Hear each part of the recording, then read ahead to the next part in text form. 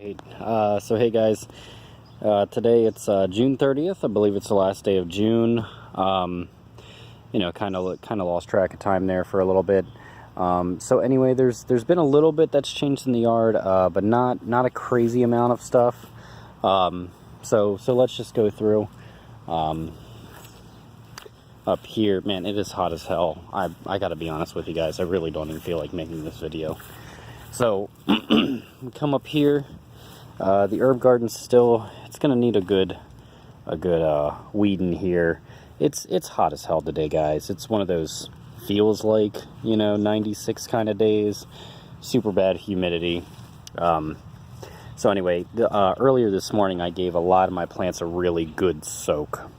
And I've put some new plants in up front, but I'm gonna wait till they kind of adapt, and maybe I'll do a video on that. So here I finally have a hibiscus coming through. It hasn't opened up yet, but there she is. There's another one. So I guess these guys just really love the hot weather, and these other flowers they'll get there eventually. Baby's breath is pretty much dead. I'm gonna see if any of these have some decent seeds in there, and then I may pop a little new something into that container. But it was nice getting to know baby's breath, growing it once. But it's more of a a decorative around the edges of other more important plants.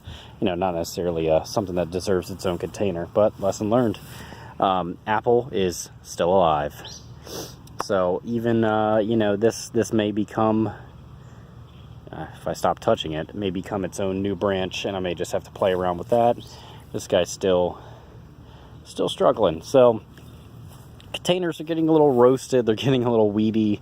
That's kind of everything lately. I've been really trying to stay on top of the water. I've been working a lot, so just trying to balance things out. Over here I got a this is a lily. I believe it's a tiger lily. This was actually planted by a family member of mine, probably a few years ago, and I just didn't like the spot it was in, so I dug it up, put some sedum in its place, and I'm just gonna hopefully let that sedum take root and go crazy, which it should love our summer. So another thing I've never really mentioned is this is kind of like my slow composter. It's a trash can. It's got some holes in it, and all year I've just been slowly putting weeds, vegetable clippings, compost, and once I get a good bit of the greens and stuff on top, I just push some straw down, loosen it up a little bit, and for the most part I keep the lid on. I like the moisture from the plants to provide pretty much all the moisture. Now I don't know if there's insects or worms or anything in there eating it, but this thing was level last week, and it's now shrunk back down. So if nothing else, I'm just going to keep this here. I'm going to let it, kind of half rot, and then come the fall, I'll use it on my lasagna garden. I don't think it'll be a mature compost by then, at least not the, top half. This random squash is doing great. Now back here, these were, this is the area where I just kind of shotgunned a bunch of plants into, and you can see some amaranth that is just getting burnt by the sun. That's a pretty bad sign when amaranth is getting burnt. And whatever these squash are, because like I said, this is pretty much all my leftover seeds that I just knew I didn't want to grow. They're going nuts. And so I've got I believe this is, this may actually be a morning glory. I got some tomato popping up. There's a couple different random plants and beans. There's my potatoes here, and I've cleaned this area up a little bit more, gave it a good soak today. I just have these, I believe these are the dianthus, and then I have, some parsley back here, some okra that's not doing too hot, but the corn, god damn, is it thriving. It's definitely taller than me now, but no pollination, no corns yet. So over here in the blazing heat, still got my wildflowers. They're nice and colorful, and I could probably do something to make these prettier, but that isn't the point of my wildflowers. This was, I just wanted to dig in a new bed. I'll probably turn most of this into some new shape come the fall. But, you know, this is more about just getting some pollinators in here, you know, getting a lot of flowers going. So speaking of flowers, got my borage doing quite well. And the lone amaranth staying up with the bugs. So yeah, anyway, kale is dead. Look how crispy that bad boy is. So I may just cut that down to the base. It may come back in the fall, might surprise me. Zucchini rampicante, 1 plant, 2 plant, doing very well. Volunteer sunflower, doing well. Probably the earliest cosmos I've ever had. And you'll see these wilt, or they look almost kind of wilty in the sun. You know, a lot of people will rush to water. Now, I did water this bed very thoroughly this morning. But the thing is, they're just doing that to get out of the sun. They're doing that to give their leaves a little bit of a break and not be totally roasted by the sun.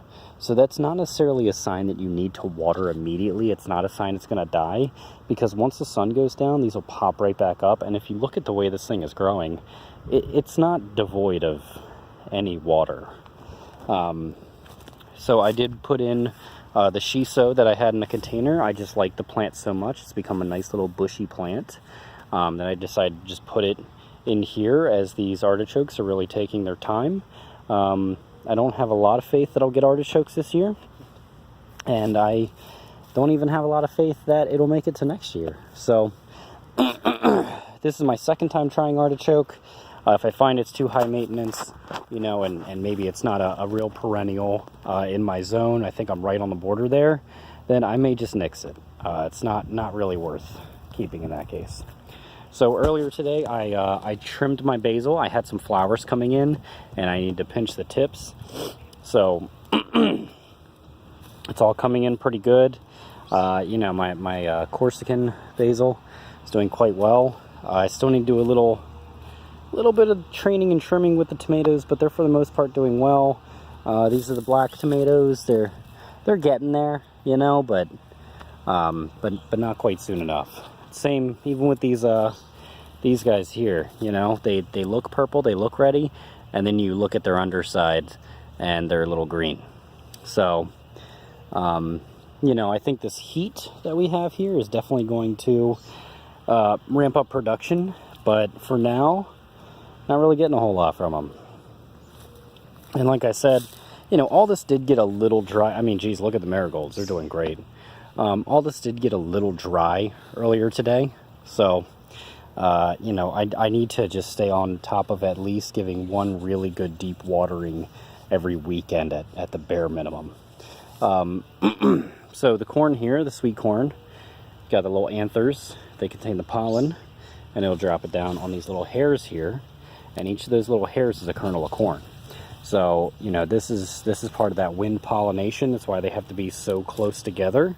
And, you know, you never really see corn in straight lines or stand alone, because it's just not a very reliable way to pollinate them. And the dough flower is doing well. Over here, not really a whole lot going on. I got a little weeding done last weekend. You know, I have a new lavender plant that I managed to salvage, but not from my own garden, from someone else's. So. And then this zucchini rampicante, look at that bad boy, just going nuts, which is great because this is a little blank area, so it needs to, you know, it needs to be filled in a little bit. So anyway, that's, man, that rose needs to be deadheaded. That's more or less the garden. I also got some butterfly bush clippings finally in larger pots up there. You know, it's just hot, and the plants love it as long as I keep up on the water. I'm not crazy about coming out here right now. I got to cut the grass this weekend. I can't tell you how bad I don't want to do that. So anyway, guys, till next time.